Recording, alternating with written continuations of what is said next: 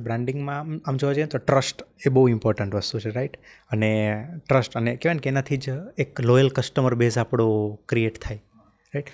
તો એ ડિરેક્શનમાં બ્રાન્ડિંગ કરવું કે જેનાથી આવા આપણને કસ્ટમર મળે કે એવો કસ્ટમર બેઝ ક્રિએટ થાય, એ કેટલું ઇમ્પોર્ટન્ટ છે કોઈ પણ એક બ્રાન્ડને બિલ્ડ કરવા માટે? તમારે લોયલ્ટી હોય તો તમને રિકરિંગ સ્ટ્રીમ ઓફ પ્રોફિટ મળશે ને.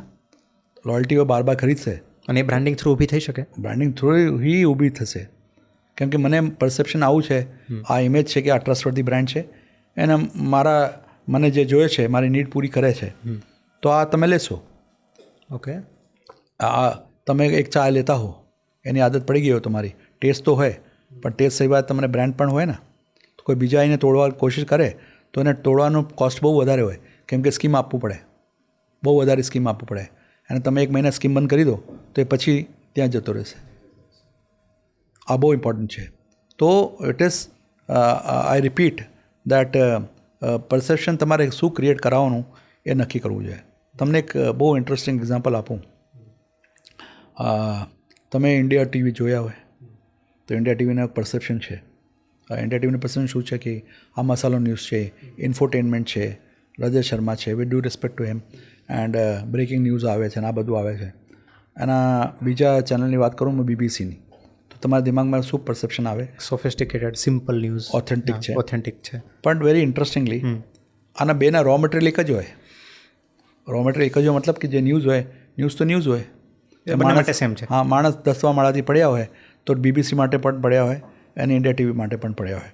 પણ the way you present, BBC કહેશે કે ભાઈ એક માણસ 10 માળાથી પડી ગયા, ઇન્ડિયા ટીવી કહેશે નહીં આજે તો એક માણસ હતો જે 10 માળાથી પડ્યો ને એના બાજુમાં કૂતરા હતા, બિલ્લી હતા, ના એના કંઈ પેન્ટ લાલ કલરના હતા.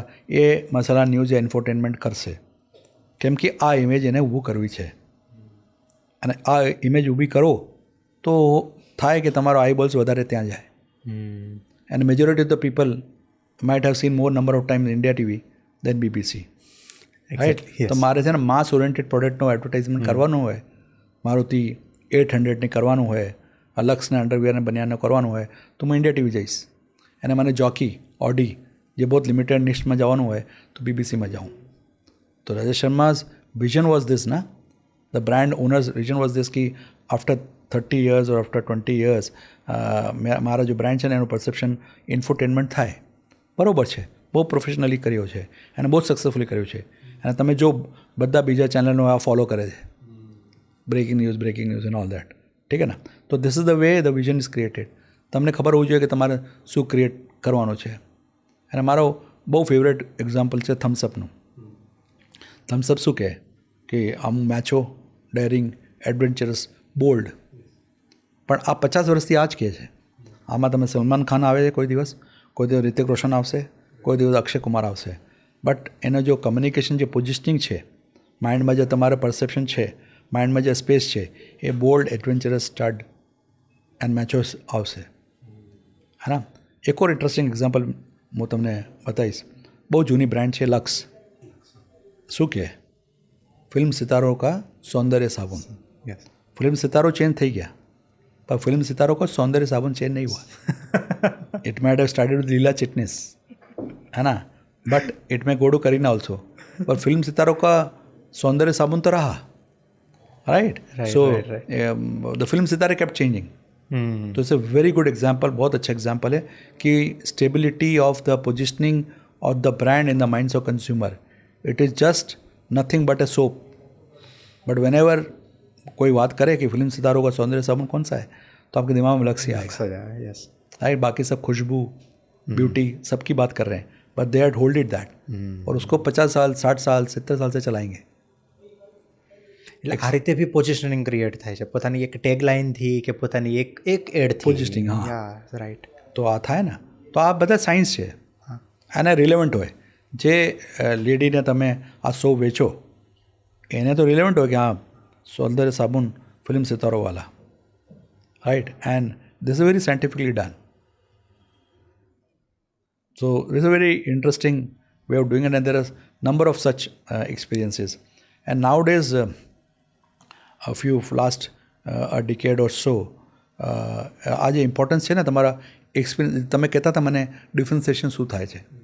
કોઈક દિવસ તમે બ્રાન્ડ ખરીદવા જાઓ અને એના કોમ્પિટિટર હોય, કોમ્પિટિટર ખરીદવાનો એક્સપિરિયન્સ સારો હોય ને તો તમારા દિમાગમાં, તમારા મગજમાં આ બ્રાન્ડની ઇમેજ વધારે સારું થઈ જાય. ઓકે, કઈ રીતે? તો now brands are trying to give you an experience of buying a product. Experience કે તમે ખરીદો, તમારા મોલમાં શું થાય? Like Decathlon. Experience of buying yes. And everything under one roof, right? And lot of luxury brand જે હોય ને એ તમને એક્સપિરિયન્સ આપે છે. તમે ઓડી લેવા જાઓ તો ઓડી ગાડી લેવાનો એક્સપિરિયન્સ હોય ને. તમે 75 lakhs પ્લસની ગાડી લો તો આ કંઈ રસ્તામાં બેસીને ના વેચાય ને. તમે જાઓ તો એને કોફીના મશીન હોય જર્મનીથી આવે, એના ફર્નિચર જર્મનીથી આવે, એના સેલ્સ ઓફિસર્સ હોય જર્મનીથી ટ્રેન થઈને આવે, તમારી જોડે સોફિસ્ટિકેટલી વાત કરે, તો તમે એક એક્સપિરિયન્સ લો છો, pride of buying that vehicle. તો that is an experience. Otherwise if you don't give that experience you not create differentiation. આપણે થિયેટરમાં જતા હતા પહેલાં, થિયેટરમાં 50 રૂપિયા ટિકિટ લઈને આવતા હતા, પણ મલ્ટીપ્લેક્સમાં જાઓ તમે, આ તમને રિક્લાઇનર આપે ને 300 રૂપિયા લે, અને તમને આ experience of watching the same movie. But is an experience. The differentiation શું થઈ ગયું અને બ્રાન્ડનું ઇમેજ શું થઈ ગયું? ભાઈ એક્સપિરિયન્સ લેવું હોય ને સારા સોફિસ્ટિકેટેડ, 500 રૂપિયા આપો ચાલે, પણ ફિલ્મ તો આ જ જોવાનું તમારે. એ તો સેમ જ છે. સેમ જ છે, સ્ટાર પણ સેમ જ છે, સ્ટોરી પણ સેમ જ છે. આ તો ચેન્જ ના થાય, પણ एक्सपीरियंसમાંથી તમારે डिफ्रेंसिएशन થઈ ગયા ને. तो जो डिफ्रेंसिएशन जो है वो एक्सपीरियंस हो रहा है, तो that is a brand personality, that is a brand differentiation. Exactly, yeah, right. So you as an entrepreneur may think કે યાર આપણે છે ને એક્સપિરિયન્સ આપો, એમાં એક્સપિરિયન્સ આપશો તો ચાલશે. રેસ્ટોરન્ટમાં જશો તમે, દાલ તો તમે ઘરે પણ સારા બનાવો છો, પણ તમે તાજમાં જઈને એના ફોર એક્ઝામ્પલ તમે ઘરે ચા બનાવો છો, તો તમે સોફિસ્ટિકેટેડ રેસ્ટોરન્ટમાં હોટલમાં જાઓ છો અને ત્યાં ચા પોતે બનાવો છો, ત્યાં સર્વિંગ ટી આવે તો ચા તમે મોકલો છો અને પૈસા વધારે એના આપો છો. તમે ચા પણ તમે બનાવો છો, પૈસા આપો છો, અને નાહીને તમે જાઓ છો, નાહી ધોઈને કપડાં ટનાટન પહેરીને તમે જાઓ છો, પણ પૈસા તમારે આપવાનું, હે ને. તો because of the experience, the way it is serve, the way it is been taken care of, તો એના પૈસા છે. તો આ ડિફરન્સિએશન છે ને બ્રાન્ડના. તાજમાં ખાવા જાઓ તો તમે 10 માણસનું કહો, એના બરે પ્રાઇડફુલી જાઓ, તમે પૈસા પણ વધારે આપો, પણ ખાવાનું તમારે ચાવલ દાલ સબ્જી જ, પણ તો એ તો એક્સપિરિયન્સના પૈસા આપો છો. That is a brand which is communicating to you.